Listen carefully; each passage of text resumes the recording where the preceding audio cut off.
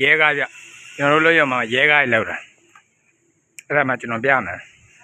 ကျွန်တော်တို့မြန်မာလူမျိုးတွေရဲ့ပတ်စံမဲ့နေမယ်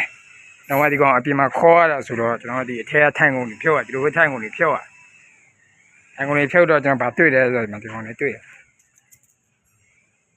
ခေါင်းလေးကဗာသေးတယ်ဆိုတော့ကျွန်တော်တို့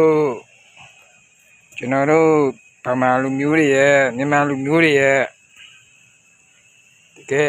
ပတ်စံအိတ်ပေါ့ဗျာကျွေစည်းတွေထည့်ရတာဗျကျွေစည်းတွေပတ်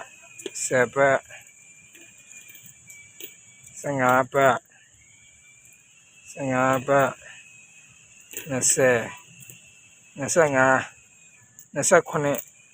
စုစုပေါင်း28ပတ်ဗျာဒီလားစိတ်တော့မကောင်းဘူးဗျ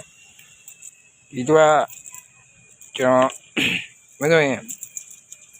ချွေပိုက်ဝတ်တောက်ရတယ်ဗျဒါပေမဲ့ကျွန်တော်ချွေဝတ်မတောက်ဘူးဒီ25ပတ်ကိုကျွန်တော်ဥပမာကျွန်တော်ဖျားပန်းဝယ်လှူပေးမယ်ဗျာနော်တော့ဖျားပန်းဝယ်ပြီးကျွန်တော်လှူပေးလိုက်မယ်ဘယ်လိုလဲတော့မသိဘူးဒါပေမဲ့တေးကြတာကတော့